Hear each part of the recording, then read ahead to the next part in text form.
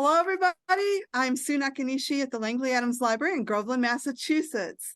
And I am so excited to have all these other libraries that asked if they could join in and partner with Robert Hayes and I. Robert is at Tewksbury's Library, and thank you, Robert, so much for helping me out with this program.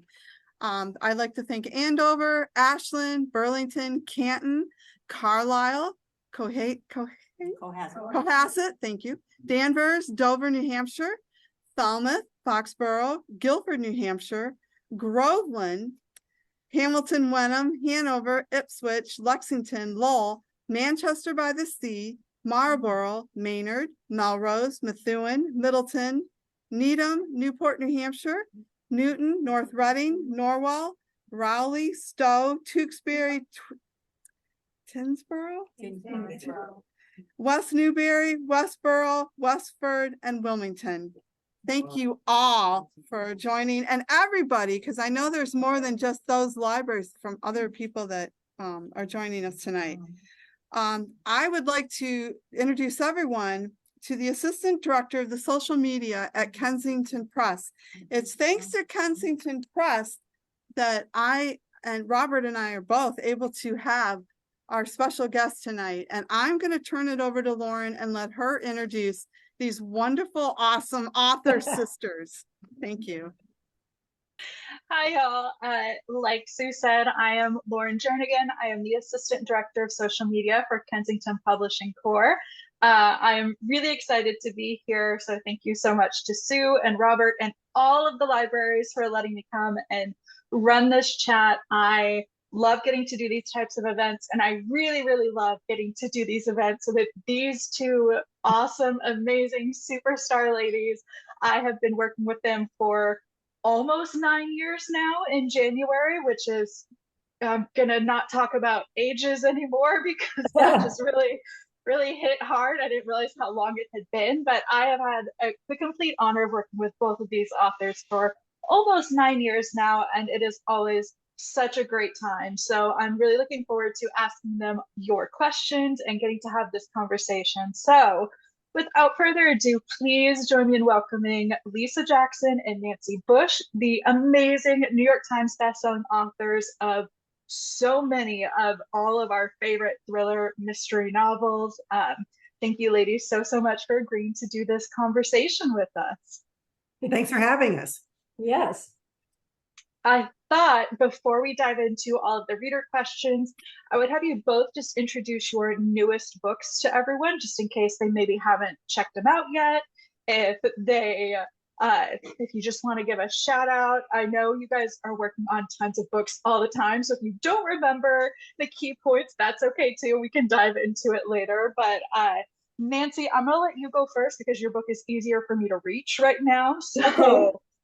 Well, the camp is kind of an amalgam of all those horror camp things, and I have it's part of the River Glen series, so my people from The Babysitter and The Gossip and The Neighbors, that are the 3 books ahead of it, show up again, and they're all at this camp that terrible things have happened, and some of them were there before, and now they're back, and more bad things happen. I think that's a great way to sum up pretty much all of your books, is bad things happen just around every corner. Lisa, how about you? Your newest book, which is just I love this cover so much. Nice yeah, so The Last Sinner just came out. Anything you want to say about it?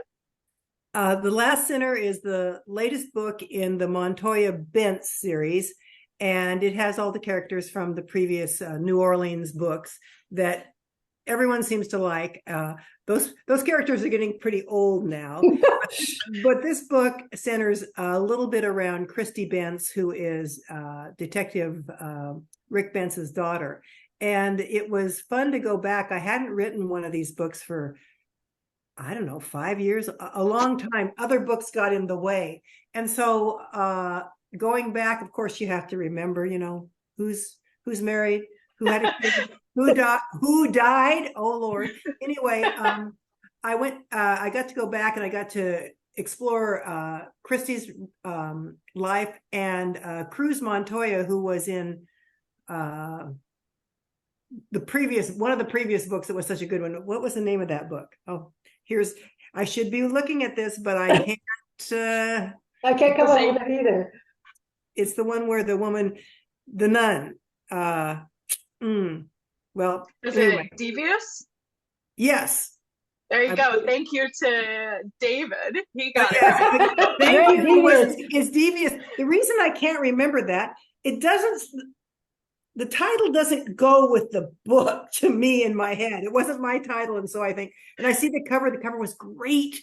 But anyway, Cruz Montoya showed up in that book, and he was, a lot of people ask about him, and I really loved him. He kind of flew off on his motorcycle. So he came back, and I enjoyed reconnecting with all those characters. And I also was able to bring in that book some a mystery that had started in the original book of the series, which at that time I hadn't planned to write a whole series. So it was a lot of fun, and I enjoyed it. And I should have a list of my books sitting in front of me so I don't look like an idiot. No, I think it's totally understandable. Again, based off of the number of books that you both write around the clock, like I think we all understand. Hopefully. Well, speaking of how many books you guys are always writing, always working on, we have a reader who is curious, how long does it usually take you to write a book? Do you usually have a certain amount of time that you spend writing it, or does it kind of fluctuate and change? Each book is different. Nancy and I each write off of synopses, and I usually write a synopsis of about 40 to 70 pages. And is yours shorter, Nancy? No, they can be, but generally I think about, 40, 50 pages is probably about right. And that takes me almost 2 or 3 months to put together. Does it take you that long? Yeah. And then of course we don't listen to them later. Yeah, then you're gonna go off the rails. Yeah. And then once that synopsis is approved and maybe some tweaks are made to it by the editor, then it takes, I would say, 6 months to a year to write the book, don't you think? Yes. And there's a lot of downtime with that. I mean, there's a lot of things going on in our lives all the time. So it might not, might not pick it up for a few months after you've been okayed for the synopsis. And then like when we're really pouring it on, I think it's about a 3 to 4 month pour on period, don't you think? Yeah. So anywhere from, maybe if you threw in the synopsis, it's probably anywhere from a 6 month to 1 year gestation period, I would say. Yeah. And I do have to jump in because you did make the comment about how you don't always follow your outline and your synopsis. And I happen to know that because I talk to your editor quite often. Oh dear. So I often, just a little background, I often get told the very early idea of what the synopsis is going to be. And then by the time he gives us and launches the actual book, it never matches the notes that I had at the start. It's amazing. We try, but it's like, no, that isn't working. No, I want something different here. So that happens every time. When you start to write a book, it takes me to about page, I would say almost 150 of double spaced before I really know the characters and I really know the story and I'm in it. And for example, the book I'm writing now, I sent a synopsis in and this wonderful prologue, and I'm thinking I'm going to have to ditch the prologue, and I think it's in another book, as a teaser, but it's just not fitting in because you don't know until you really write the book. Well, I was going to ask, is part of that process where it changes, is that because when you're writing, the characters speak to you or speak through you, or is it just the ideas start coming and you're like, oh no, we've got to reverse here? I kind of think it's both of those things. when you know your characters, you know, okay, they wouldn't do that or they would do that. And so there's that. And also the plot itself. I mean, you get some places and you think that is simply not going to work. We gotta retool that. Right. It might not work. And then you also might get just an idea and think, oh, it needs to do this. That would be really good. And it's something that comes out of your subconscious. You never even noticed it, especially when you wrote something bare bones 9 months earlier. Right. No, I could definitely see how it would change. It is always just very entertaining for me because I will get those initial notes and I go, I'm just not going to write any of this down because it's not going to be the same 6 months down the line. Same thing happens with the back cover copy. Oh no, they're in a different place. Right. Yes. It's always a fun little mystery within the mystery of the book itself. It's like, okay, which plot are we actually sticking with? Makes it very fun for all of us. I bet. Fun is one word. Well, it's fun for me because I'm not the one editing the book. I just get the back end of it. But speaking of the craft process and the writing process, we have a reader who is wondering, what is your favorite part of the writing process or, of the newest books you've written? What's your favorite part when you're doing that, when you're getting into it? You mean not the end, not writing the end? I mean, if that's your favorite part. I think there's all sorts of different parts.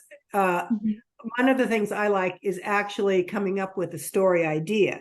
And even though we migrate from that idea, I love that part of it. I don't know about you, Nance. Yeah, and with that comes because of the way we write books, where we write the proposal, send that in, and then there's maybe a gap of time, and before you're really getting back into that, you might write another proposal in between there because it's kind of keeping it going. And I think one of the hardest things for me, and I'd say probably the same for Lisa, is that once you start writing this other proposal and you think, oh, I really like this one, I really like this one, then you have to sort of like put that one aside and go, okay, back to that one. And that process happens pretty much every time. Yeah. Right. Yeah, I can imagine it would be really hard to just, you get this amazing idea, you want to just go to it and then realize, oh no, wait, I have a different job that has to get finished first. I can imagine that would be very difficult. Sometimes getting into a book that you've pre-agreed to write, you think, what was I thinking? I don't get this. I mean, and it takes, because you've been doing other projects and your own life and all these sort of things. But sometimes you get right into it, though. I mean, it's amazing. You never know exactly. Well, what I was saying is this one that I was writing that I didn't really want to get into, I've loved it.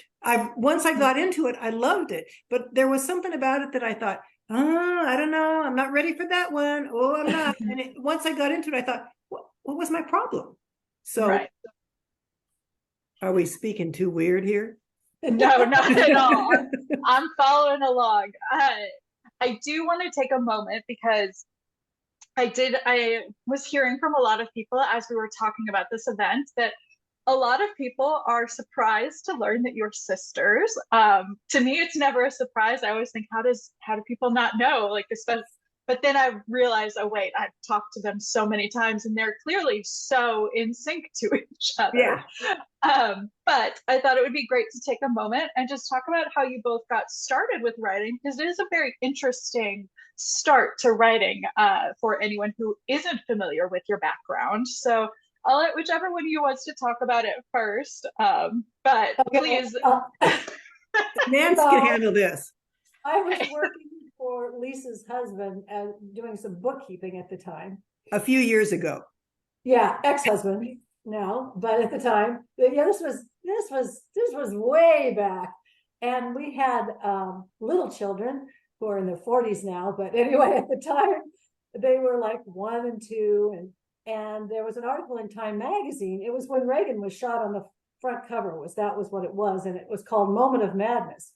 And I was just kind of flipping through it, and they had an article in there about how young mothers, after the last bottle was washed and the kid was put to bed, would drag out their typewriters and create these love stories. And so, they were writing these romance novels it was just all just the industry was kind of popping at that time with romance.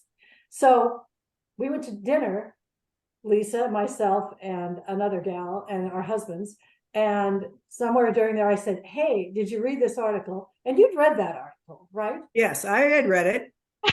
And you I said, I think we could do this. and I said, "Are you out of your mind? We've never read a romance novel. Are you crazy?" We liked mystery and suspense. So I thought it was a crazy idea, but you then pick it up from here. the next day I go to my real job, which is babysitting a bunch of kids under 4. And I looked around and I thought, oh my God, who am I to say, why am I a naysayer? You never hear that. So I gave everybody a bottle and pulled out, for those of young ones, a manual typewriter and paper that was recycled back in the day that looked like Roman meal bread or whole wheat bread. And somehow I typed 7 pages, and the typewriter was so bad that it cut out the middle part of the E, so there was just a hole in the paper. But I was holes. so proud of myself. And when Nancy came to pick up her daughter, I handed her the daughter and the diaper bag, and then the first 7 pages of Stormy Surrender. Your turn, Nancy. So then we and this other gal that we were with, we decided, hey, let's try writing this. And we all took parts of it and we wrote, and we hand wrote it. And then I took it, and at Lisa's husband's office where I was working, I would also spend some time changing it, putting it onto the manual typewriter. And we got it done in a few months. It wouldn't take us that long, maybe 4 or 5 months, somewhere in there. And we sent it off to, we picked up the Writer's Digest, and we were like, where can we send to these publishers? So we had all these addresses, and we took copies and we sent it off, and we were rejected all over the place. Oh man. But some of the rejections were positive. How's that for making lemonade out of lemons? And at least you both can laugh about it. we were encouraged. We truly were. I mean, there were those that said basically, "Don't darken our door again." But yeah, if they gave us a hint, like, well, we're not really buying, because we had some suspense in it, of course. And it was like, well, we're not really buying suspense, but if you kind of care to try again without that, we were like, cool, all right, sure. So then we split up, and Nancy started writing teen romances that were a new thing. And I was writing the longer silhouette special editions, and Nancy sold her first book. The first book she wrote on her own. I guess the other person and I were pulling her down. It's all about timing. No one was pulling anyone back. Absolutely, they were bumping up. Silhouette at that time was bumping up from 2 books a month to 4, and my book came across the transom just about at that same time. So they were like, they called me up and said, we want to buy it. And I was like floored, but yay. And it really gave us encouragement after that. And then it wasn't like smooth sailing after that. I mean, we had our ups and downs, boy, that's for sure. Remember, it's been almost 40 years.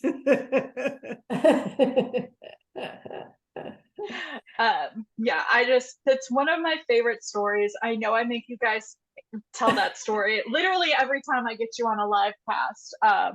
But I truly love how you both came together and how you just went for it. Like you said, Lisa, you were very much like, I don't think so. And then just the next morning, we're like, well, why not? Let's try. And I love that attitude. The idiocy of youth. I mean, I don't think it's the idiocy of youth. It's just, it doesn't hurt to try. Using some time up, it's been great. I mean, it was really good. And because I'd read the same article, and I'd always been the person. I went to school and I was an English major, and I always had been a little dabbled at writing. And Nancy was graduated from Oregon State with a degree in nutrition, and she was always more into science and math. But I was the one thinking, oh, I don't know. The odds of this are just like crazy against us. But Right. Nancy is kind of a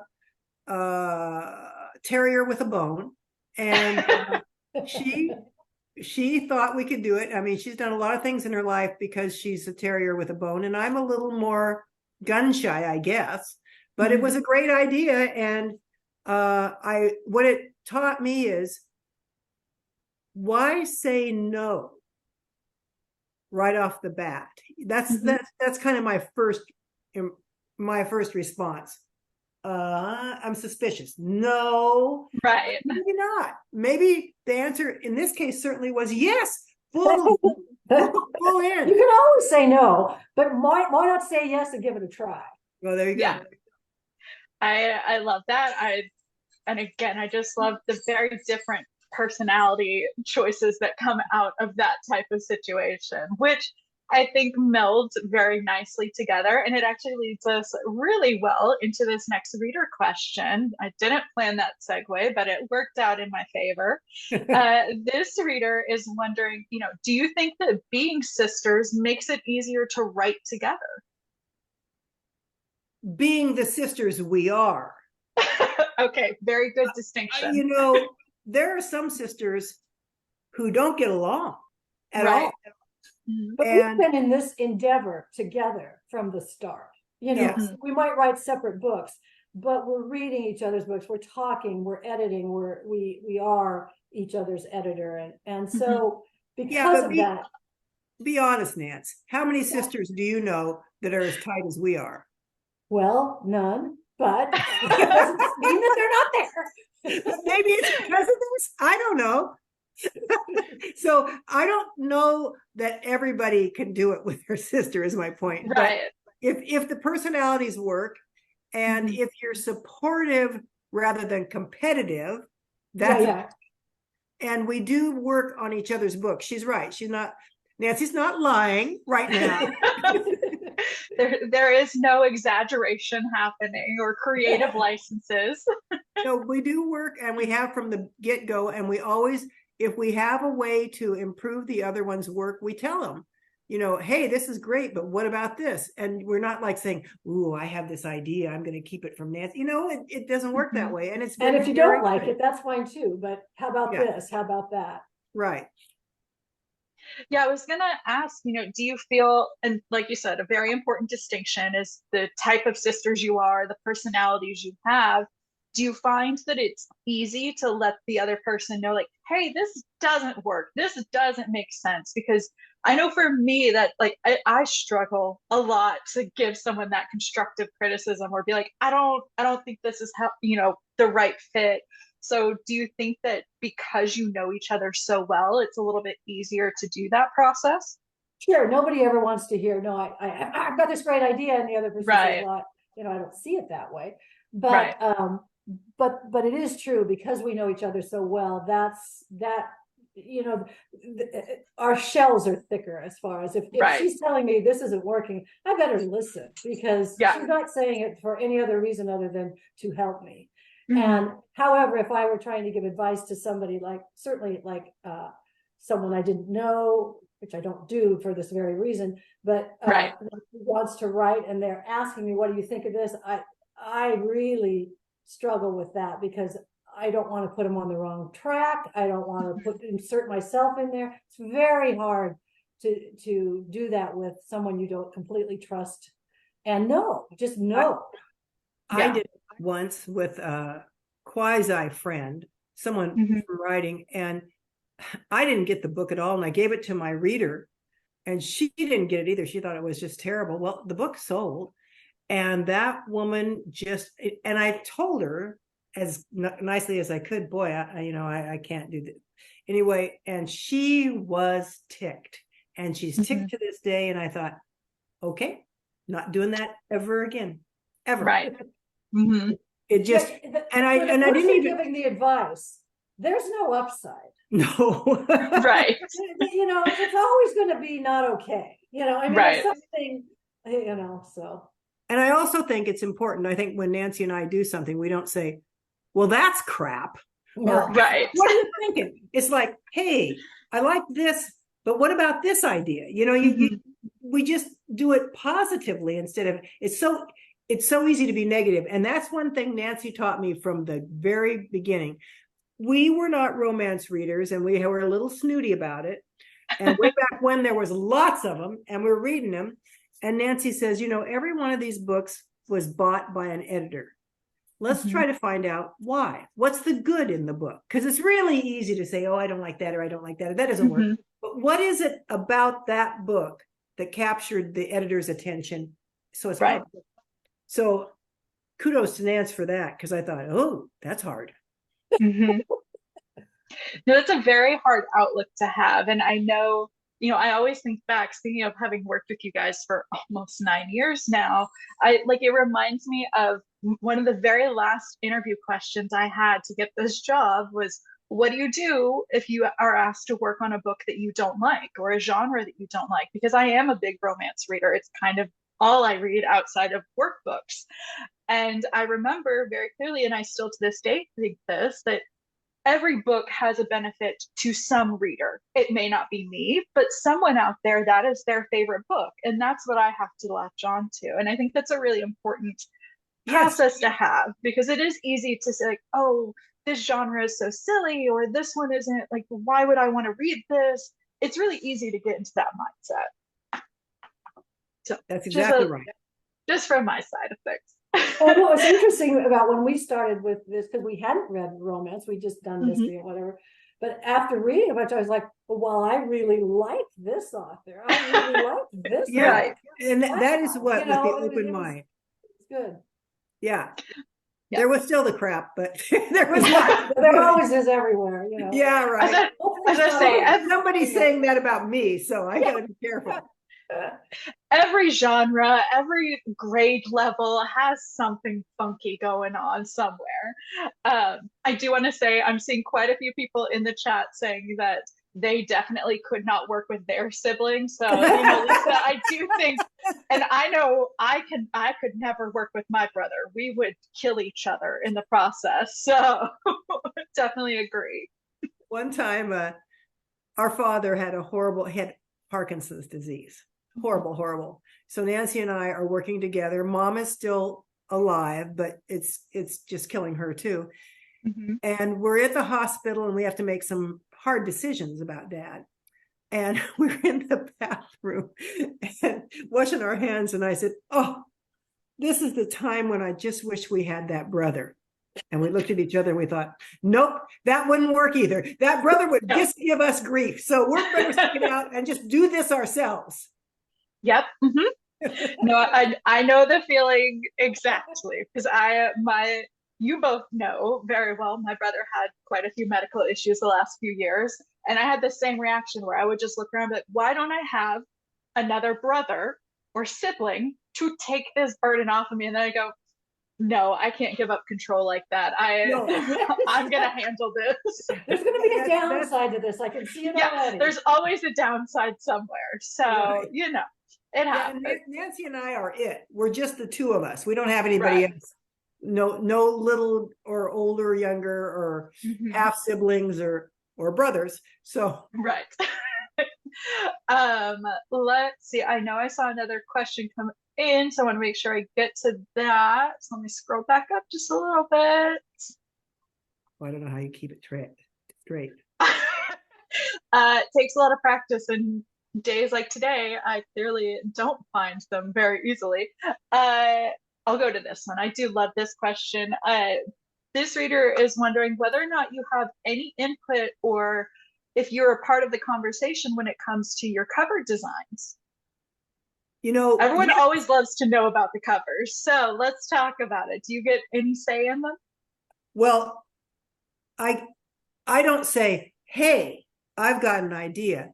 The art department, which is really pretty wonderful, comes out with an idea from the book, from the synopsis, and that magical piece of paper. That's right. And so then I get to see it, and most of the time, sometimes I don't see it, but it's by the time I see it, it's pretty much set, and just recently there was a cover that came through for the book that I'm writing now, which is called Our Little Secret. And it's a beautiful cover. Beautiful cover. Purples and pinks and shaded turquoise. And I thought, well, this is a beautiful cover. My name looks good and everything, but where is the suspense in this? Right.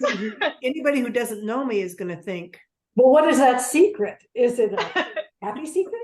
right. I don't think so. So anyway, I said, I really, really, really like this cover, but I think it needs to be darker. And then they came up with some blood spatter or something. Now that cover may not come to fruition because I don't have the final say. The final say comes from the sales department. They have to be the ones. I don't even know who has the final say. I just get told when it's ready. Like it's some mystery person. Well, the sales department, at least that's who they tell me. Yes. Oh, yeah. I finally say, oh, yeah, that works. Yeah, whatever. Sales doesn't like it. We have to start over. Okay. Yes. And I always think sales knows more than I do about selling books. So I go with it. Yes. Yes. They're very good at what they do, even if sometimes I'm like, yeah, but Instagram would like something different. You know, I've learned I've got to listen to the experts sometimes. Nancy, how about you? Do you get any like say, or is it the same process for you? Pretty much the same process, but they've really been hitting it out of the park. I really thought the camp was a great cover. I like the letter. I'm obsessed with this cover.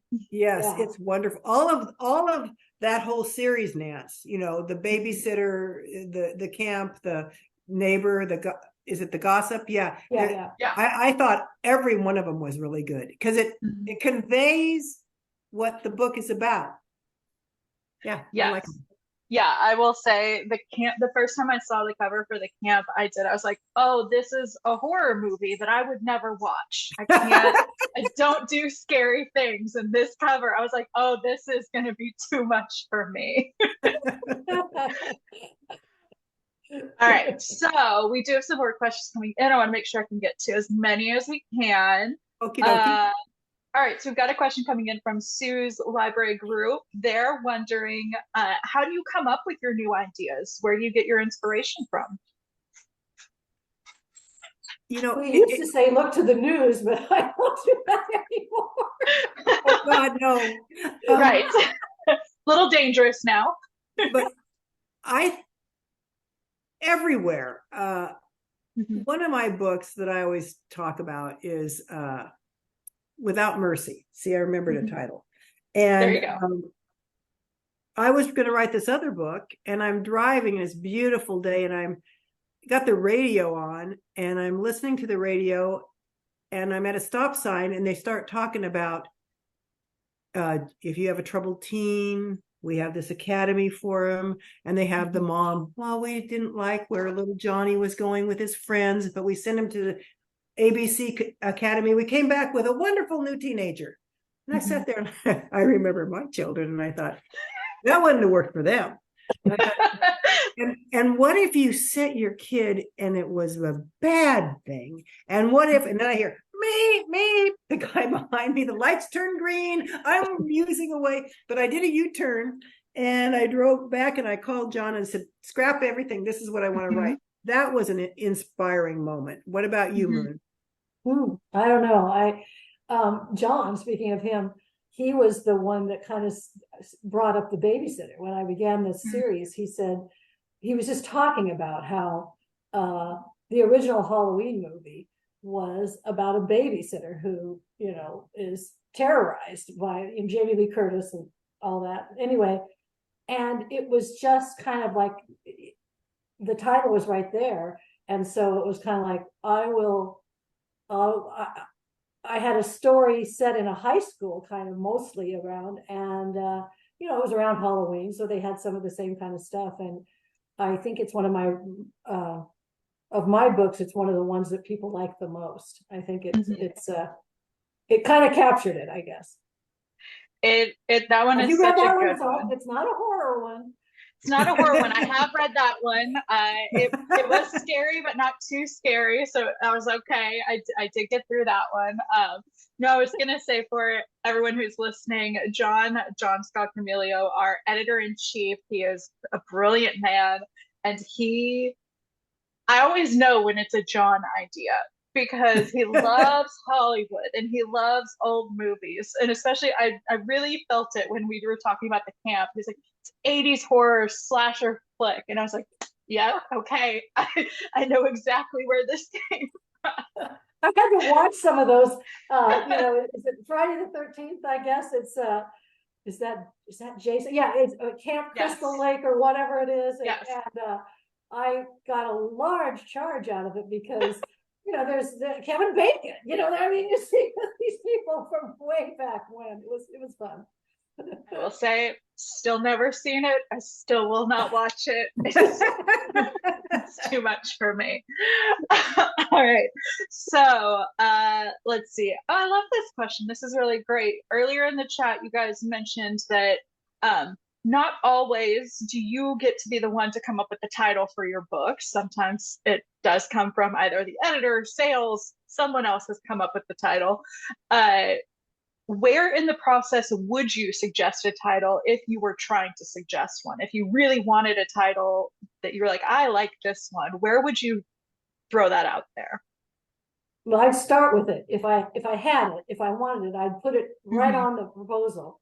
And then if they said, we don't like the title or we'd like to change it, I'd be like, okay, well, what have you got? And then, let's do that. And, but to be honest, mostly I find that, and this may be just from years of doing it, I'm like, what do you think? Anybody got an idea? I'm much more likely to just sort of throw it out there. So I don't know. What do you think? Well, Lisa? I always have a title, but I usually have crummy titles, to be honest. I really don't have really great titles. Once in a while, there's a good title, and I can't even think of one. But once in a while, I think, ooh, they got to stick with this one. But most of the time, I don't care. But unfortunately, sometimes I feel like I don't connect them to the book. They're a little too generic or something. I mean, they're a good title, but I can't connect it to the book. Probably because the book is already written when the title comes through. If the title now, in the one I've got now, John came up with a title and it fits perfectly. And so I can play. He's good at that. He's good at that. But I kind of need to know it midway through or something, because otherwise, like Devious. Yeah. The Nun one. Yeah. Okay. Right. Yeah. I mean, to be fair, it's not just your books that have that happen sometimes. No. There are a number of mystery and thrillers that sometimes I look at the title, I'm like, this tells me nothing. I don't know where I'm going with this. But it's always love it. You can be too generic. I'm reading a book now called Horse, and it's about a horse. And I thought, it fits. and I really like the book so far. But when my friend is saying, oh, you'll like it, you'll like to read Horse.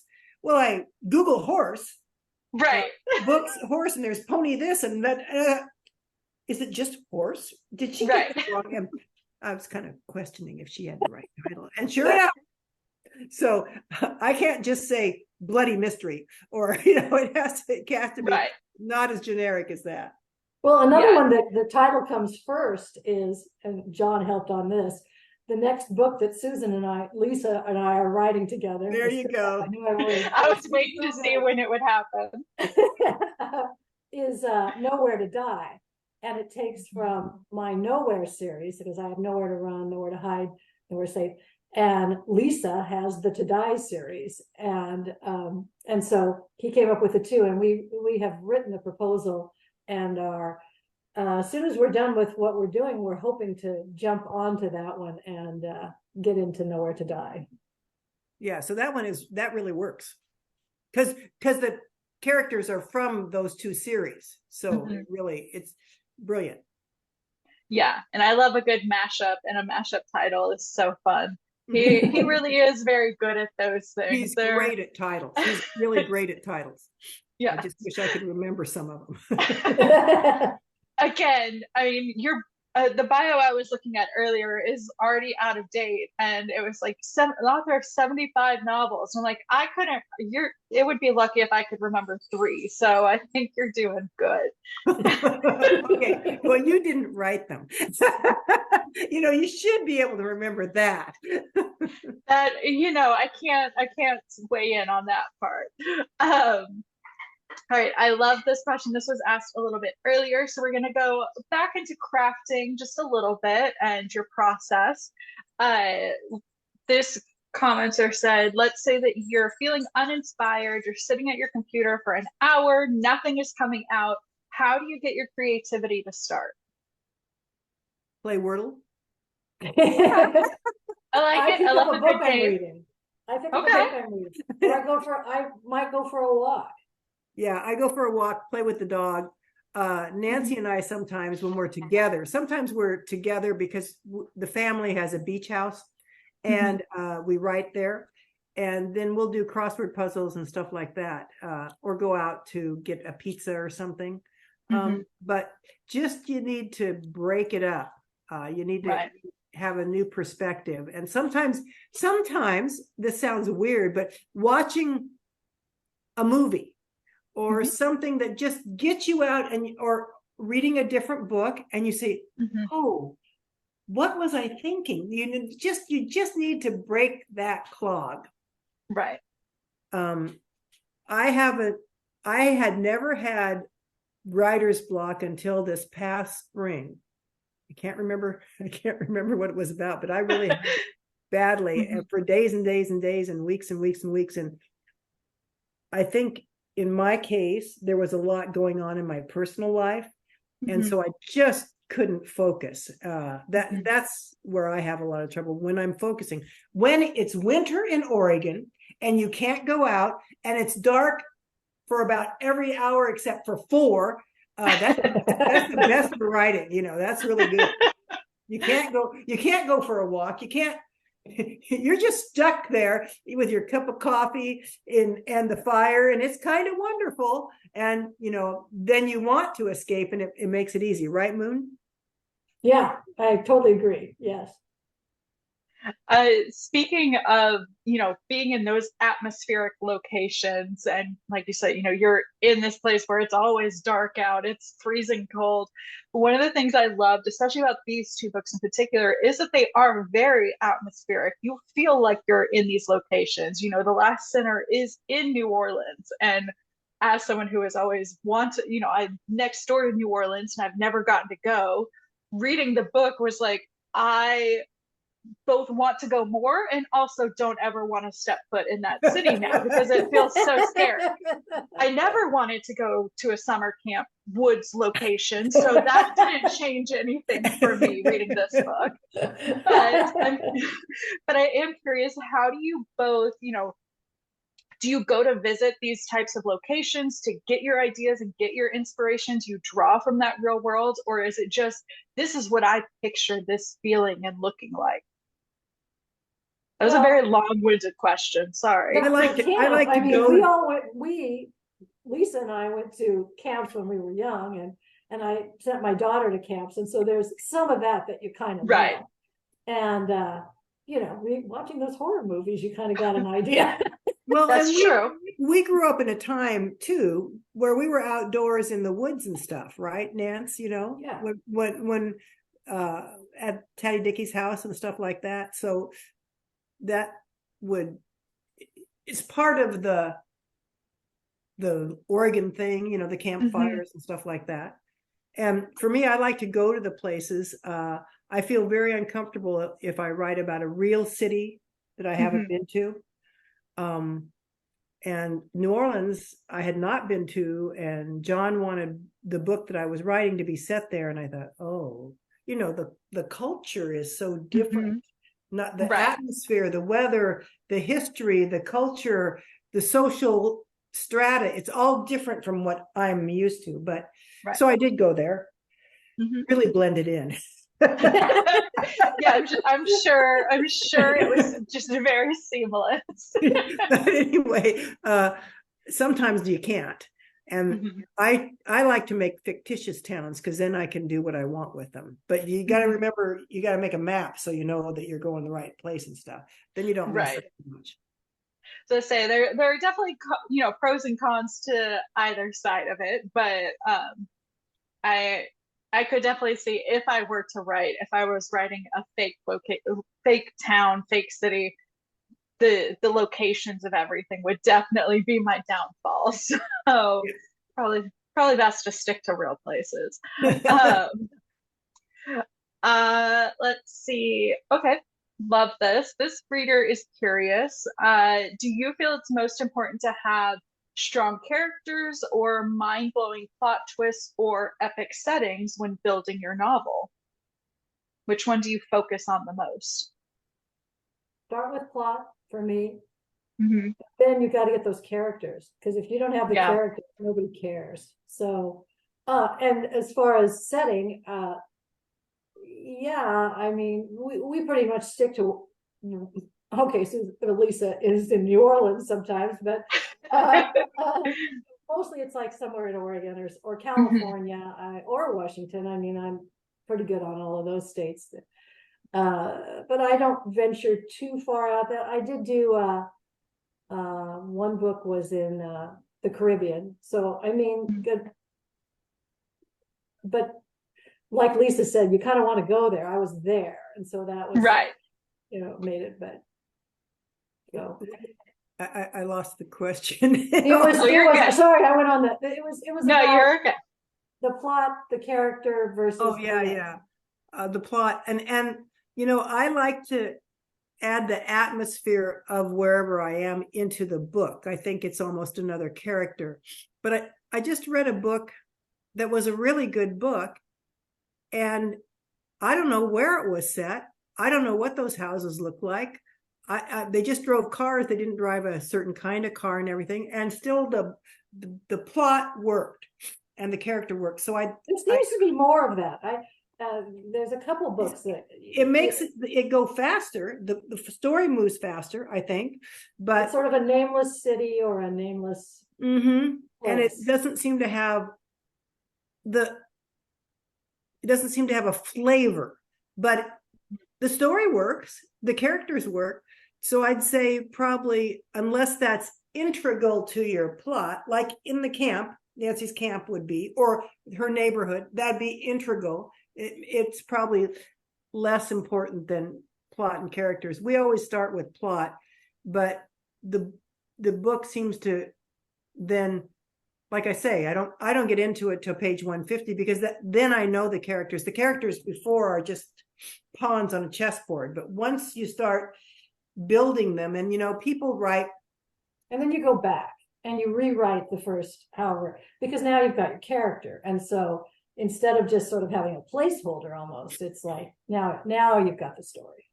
I remember going to a writer's group once where they did a character sheet, and it was your character's name, age, hair color, eye color, favorite book, whatever. And I looked at that and I thought, I don't think this meets what I need for a character. What I need for a character is how they grew up. What was their religion? Were their parents together? Did they have siblings? Where did they live? Backstory. Yeah, backstory. Right. Yeah, that framed the character, not just, I mean, the idea was right. What was the favorite food? What was it? But I didn't see how that would play into my story. Associate spaghetti. Right. So I think the character grows as you write the story, and that's where they come from, in my opinion. And all of this should be framed in Nan's opinion or my opinion, because everybody does it differently. And thank goodness, everybody's books are different. This horse story is kind of freaking me out, and I'm loving it. I was gonna say, I feel like this is like, I'm gonna hear you talking about that book for a while. Well, at least it's the book of the week. Well, there you go. Speaking of books and what you're reading, do you both, obviously you are mystery thriller suspense writer, so we have to assume that you read mystery thriller and suspense, but do you try to read other genres when you're in the middle of writing? I know from experience some authors that you can't read in genre when writing because, it messes with their flow. So I'm curious, do you read different genres while writing, or do you really just stick to that mystery thriller suspense? Well, I like to stick with the mystery thriller suspense pretty much while I'm writing. However, just this last week, my daughter talked me into reading Fourth Wing. Fourth Wing? Oh boy. Yeah, the that Fourth was Wing. Good. I am surprised by that one. It's way off from, but it was Yeah. it was a good ride. I got done with that and I thought, all right. And it was, it moves so fast that I was, and Yeah. there was all this praise for it and everything. And so I thought, oh, okay. Nope, it's pretty darn good. I try to read, I haven't read Fourth Wing, and I haven't read any Colleen Hoover, but I try to read what my friends, well, they've thrown me some bad ones before, but what my friends like, what my editor reads, recommendations, or if you just kind of keep hearing about a book. I kept hearing about this book, Lessons in Chemistry, and I thought, well, that sounds like a horrible book. Fabulous. I haven't quit talking about it till I picked up Horse. I mean, fabulous book, and anyone, especially my age, or any woman, should read that book. And I just thought, oh man, this is great. So that's definitely not my genre. I think it's important actually to read something completely outside, because it does we were just talking about, like, if you have writer's block, what do? Something like that really, and it kind of shines a light on if you're stuck. I was having this problem writing this last week. I was kind of like, not sure what I think of this, whatever. And then I read that book and I just read right through it, and it's long. I mean, it's like 600 pages, but I got done with that and I thought, I know what I'm going to do. I know what it is. It's just, it energized me. And I think that books can do that. Lessons in Chemistry was another one, definitely, that I got done with that. And I thought, that's amazing. Great. I really like that. Yeah. Really, really fun. Let's say we've got some people in the chat who have also said they loved Lessons in Chemistry. And you know what, Lisa, you are not alone. Someone else is also reading Horse and they love it. Okay. And it's try Fourth Wing. It's something totally different, but I'm telling you. As I say, Fourth Wing is like 180-degree difference from what's being talked about right now. But you know what it is? It's really a sexy romance novel wrapped in a fantasy. I mean, really, that's what it is. And it was great. Yeah. I love a romance. I think I blow through a romance a day or every other day, so I'm all over it.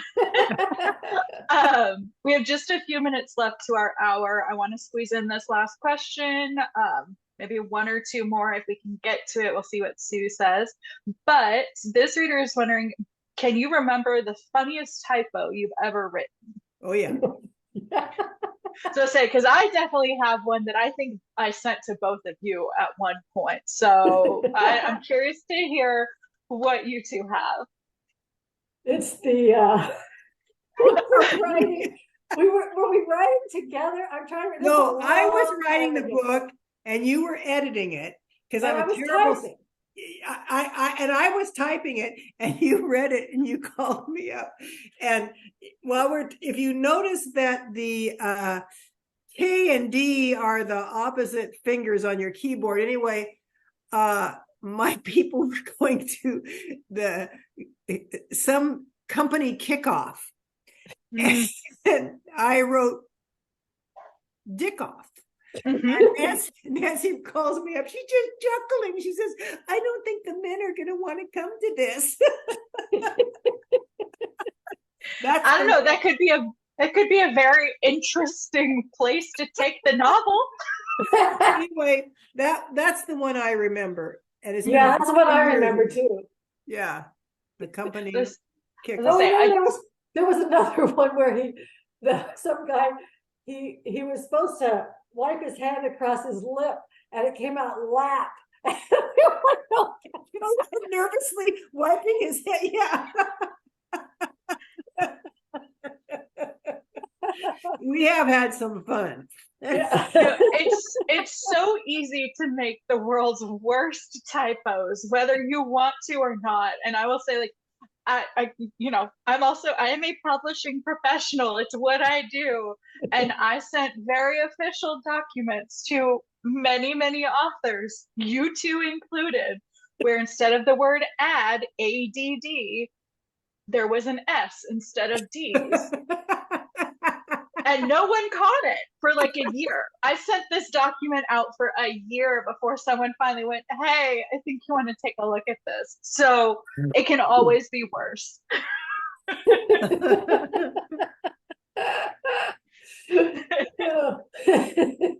Oh, we have to end this pretty soon, or I'm going to be having mascara all down my face. I'm so Just like sorry. my heroines. I saw There you one go. of the I saw one of the questions kind of flip by, and someone asked, when you do your 40-page synopsis, how do you do it? Yes. And I just wanted to speak to that. And basically, it's like we write a chapter or two, and then we write just a narrative. This happened, she did this, she did that. And it's just that. And so it's just a narrative. It's not like an outline. It just is a synopsis but really we write it from the beginning of the book, even though we've written a couple chapters, and just write the story. And it's a skeleton, because you really got to flesh it out. Yeah. It's just kind of, you're going to add a lot to it, but that's what it is. Yeah, it's a little bit like stage directions. Yeah, there's no real. She goes feeling. to the dick-off party.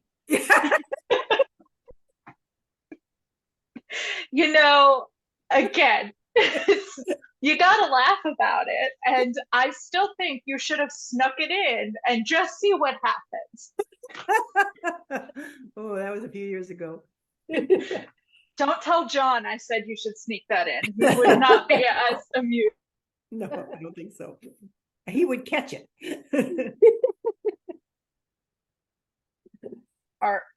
My screen is freezing, so I'm so sorry if I'm talking over anyone, but I think that is our hour, and I saw Sue, you pop back on, so I think time. We're having a blast. We're wiping our eyes. We're laughing so hard. This is You're great. having a blast because you have pizza. Yeah, that's right. Yeah, you get food, so Yeah. Well, I was polite. That's why I turned myself off. I didn't want to eat in front of you. We have no pizza. And Robert, it doesn't look like Robert has pizza either. He's still sitting at his computer. He's outside rocking to the concert. No, I just wanted you to see that I was being sincere. I wrote in the chat that we were having a blast, and we really are. Oh, good. This hour just flew by, and that's why I didn't want you, there's no Robert is here, and Robert had way too much pizza. I feel like I'm the only one that hasn't had pizza in a while. I'm gonna have to go find some.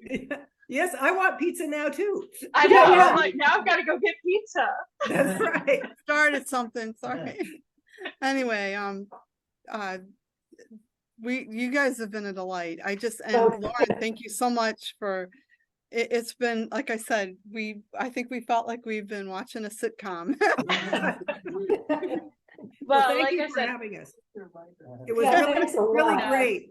And I even get to see my sister, who is not sitting next to me at the beach house right now, but clear over 100 miles away. So good. Yeah. Yes, thank you so much, Sue, and to all of the libraries for letting me come and co-host this event. I love getting to chat with our authors, and I really love getting to talk with new readers and facilitate those conversations. So thank you guys so much for letting me come and host this little party. And thank you, Lisa and Nancy. It's always so much fun to get to hang out with you guys. Well, it's fun too. And Thank next time you. we will have pizza. We'll just eat while everybody talks. That's Let's why say, I unmuted it, so you could hear a live audience. What do you think of that? Instead of just talking to a screen. There we That's not go. it. I don't have a sound Yes. machine. They're really here. And Robert, thank you so much for letting us. This is thanks to Tewksbury that we have a webinar set up. So thank you so much. Yeah, next time, Robert, show us eating pizza. Yeah. Well, and before we fully close out, I do want to make sure I share that Oh, yeah. I am hosting a flash giveaway featuring both the newest books, The Last Sinner and The Camp, plus signed book plates to put in both of those copies of books. We're gonna have 5 winners. In addition to both of those books, 5 people are going to win a $25 gift card to Barnes & Noble, as well as maybe some extra swag. Depends on what I've got in the office, but we are going to be hosting that in our Between the Chapters Book Club Facebook group. You can also find the link to that in, if you go onto Facebook, just go to Kensington Publishing or Between the Chapters. We're going to have links up to our private group where that giveaway will be hosted later this evening. So, like I said, we're going to have 5 winners. So everyone who is here in this chat, you get a bonus entry when you go in, and in that comment section on the post, just tell me what book Lisa kept talking about during this chat, and you will get a bonus entry. Horse. Yes, of course. All you gotta do is leave a comment that says horse, and you will be automatically entered with an extra entry. And thank you, Robert, for posting the group in the chat section, so you guys can just go and follow us, and that giveaway will be up in the next few minutes once we're off air. So, okay, we're gonna bring it up here. What do you think? Oh, you guys, Kensington, you guys are the best. Thank you so much. Thank you. And Thank you you, for coming. everyone. We appreciate it. you. Bye from Oregon. Bye-bye. Have a good night. Maybe Good night, goodbye. everybody. Good night. Thank you. Love you guys. Thank you. Bye.